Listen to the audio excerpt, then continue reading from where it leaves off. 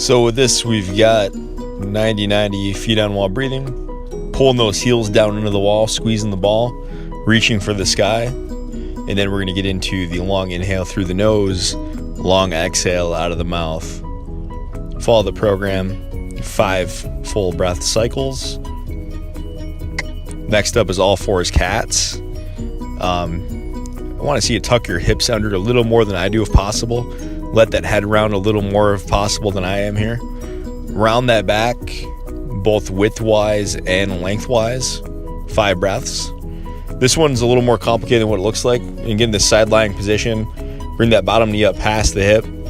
You're going to press the knee and the ankle down into the ground/ball for 10 seconds. Next 10 seconds, you're going to lift the foot up off of the ball. So we've got hip internal and external rotation here. Whole time you're just creating as much tension as you can going down into the ball or up away from the ball. You're going to feel insides and outsides of your hips light up and just kind of like allow that femur to get set in that socket. You guys are going to love this one. At least going to love the way you feel afterwards. I don't really have specific breaths for this, just do it as natural. Next one is the straight leg lower with hands on the wall. I'm pushing into the wall so I keep my ribs down and my back from arching. A small arch and low back's fine, just natural spine curvature. And we want to resist those ribs coming up as we go down. Only go as far down as keeping the ribs down allows. You're really controlling it going down, keeping the opposite leg from moving. Go slower rather than faster.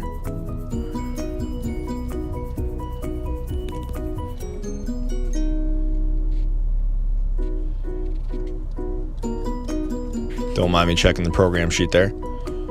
Now we've got the shin box hip transfers. So you're going to notice as I rotate to one side, I'm going to try to keep that opposite leg down as long as possible. You're going to make that your goal. As far as the leg width goes, keep your legs as close together as you can. Start a little bit wider, work a little narrower as you get warmed up and into this one. This one's fairly difficult. You want to keep your hands free. Use your arms to reach. You may cramp up a little bit. That's okay. It's just a sign of your nervous system getting used to the movement pattern in that ball and socket joint. Next up is the frog rock. You'll notice that I think I changed my foot position a little bit here. Feel free to play around with that. Thinking about pushing the ground away through the forearms. Chest and belly button are facing the floor but away from the floor, so I'm not relaxed. You'd have a really hard time pulling me up off the ground. Thinking about creating tension, pushing into the floor. Next up is the half kneeling hip car or controlled articular rotation. So we're going to hug the rack. Keep a straight line from our down knee through our hip and shoulder. And then we're basically just going to bring that knee up, moving the socket as far wide, moving the socket as far internally and back as we can, and then come back around up over the imaginary hurdle.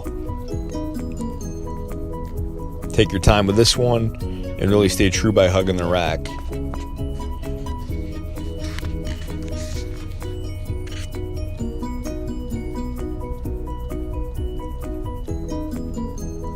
This one's the Spider-Man step, no reach. So you're going to notice I'm going to step, I'm going to drop my back knee towards the floor, not actually touching the floor. And I'm going to lift my chest up away from the floor and my head up a little bit. I don't want to look up so high that the back of the neck is cranking backwards and too much extension. I would actually probably cue myself to tuck the chin a little more and just pull the head back on the shoulders rather than me kind of arching that neck back. Hope this helps.